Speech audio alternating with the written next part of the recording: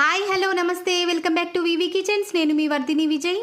ఈరోజు మన కిచెన్లో సింపుల్ అండ్ ఈజీగా ముందుగా ఎలాంటి ప్రిపరేషన్ లేకుండా ప్రిపేర్ చేసుకునే ఇన్స్టంట్ రవ్వ పొంగడాలను చూపించబోతున్నానండి. ముందుగానే ఎలాంటి పిండిని నానబెట్టే అవసరం లేకుండా అప్పటికప్పుడు ఇన్స్టంట్గా ప్రిపేర్ చేసుకునే ఈ రవ్వ పొంగడాల టేస్ట్ మాత్రం చాలా సూపర్గా ఉంటుందండి. రవ్వ పొంగడాలను మీరు కూడా ఈ వీడియో చూసి మీ ఇంట్లో ప్రిపేర్ చేసుకొని ఎలా వచ్చిందో నాకు కామెంట్ చేయడం మాత్రం మర్చిపోకండి.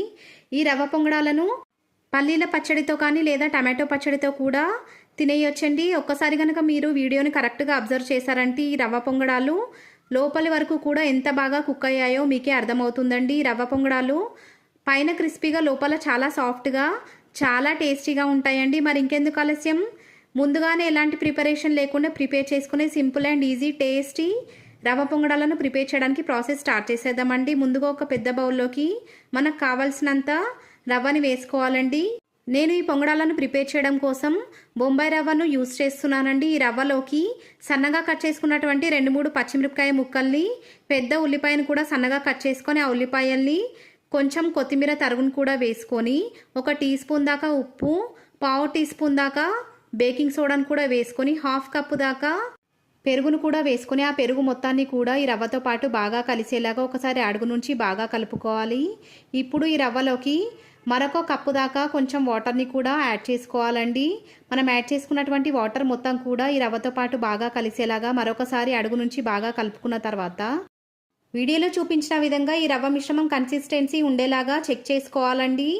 ఇలా రవ్వ మొత్తాన్ని కూడా బాగా ప్రిపేర్ చేసుకున్న తర్వాత ఇప్పుడు ఈ బౌల్ పైన మూత పెట్టి 10 to 15 మినిట్స్ పాటు ఈ రవ్వ మిశ్రమానికి కాస్త రెస్ట్ ఇవ్వాలి. ఇలా మనం రవ్వని కలుపుకున్న తర్వాత రెస్ట్ ఇవ్వడం వల్ల ఈ వాటర్ పెరుగు మొత్తం కూడా రవ్వ మొత్తం పీల్ చేసుకొని చాలా సాఫ్ట్గా ప్రిపేర్ అవుతుందండి. 15 మినిట్స్ తర్వాత స్టవ్ వెలిగించి స్టవ్ పైన ఒక ప్యాన్ పెట్టి ఆ ప్యాన్లోకి 2 టేబుల్ స్పూన్ల దాకా ఆయిల్ని వేసి వేడి చేసుకున్న తర్వాత 1 టీ స్పూన్ దాకా జీలకర్ర ఆవాలను వేసుకొని ఫ్రై చేసుకున్న తర్వాత ఇప్పుడు ఈ ఆయిల్లోకి 2 టేబుల్ స్పూన్ల దాకా శనగపప్పును కూడా వేసుకొని 30 సెకండ్స్ పాటు బాగా ఫ్రై చేసుకోవాలి. ఇప్పుడు దీంట్లోకి సన్నగా తరిగినటువంటి కొంచెం కరివేపాకును కూడా వేసుకున్న తర్వాత కరివేపాకు బాగా ఫ్రై అయిన తర్వాత ఇప్పుడు ఈ ఆయిల్లోకి 1/2 టీ స్పూన్ దాకా పసుపును కూడా వేసుకొని పసుపు మొత్తాన్ని కూడా 1/2 మినిట్ పాటు బాగా ఫ్రై చేసుకొని ఇప్పుడు ఈ ప్రిపేర్ అయినటువంటి తాలింపు మొత్తాన్ని కూడా ఇందాక మనం నానబెట్టి పక్కన ఉంచుకున్నటువంటి ఈ రవ్వ మిశ్రమంలోకి వేసుకొని ఆ రవ్వ మిశ్రమంలోకి ఈ తాలింపు మొత్తం కూడా బాగా కలిసేలాగా స్పూన్ని యూజ్ చేస్తూ అడుగు నుంచి బాగా కలుపుకోవాలి.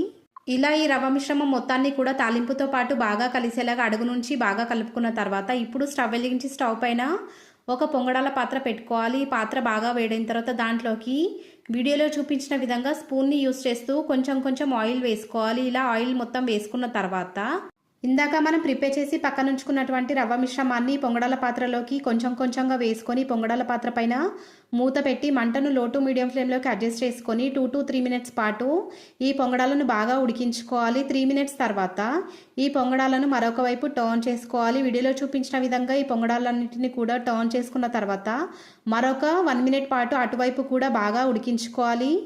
1 మినిట్ తర్వాత స్టవ్ ఆఫ్ చేసేసుకొని ఇలా ప్రిపేర్ అయినటువంటి పొంగడాలను ప్లేట్లోకి ట్రాన్స్ఫర్ చేసుకొని మీకు నచ్చినట్టుగా పల్లీ చట్నీతో కానీ లేదా టమాటో చట్నీతో కూడా సర్వ్ చేసుకోవచ్చండి.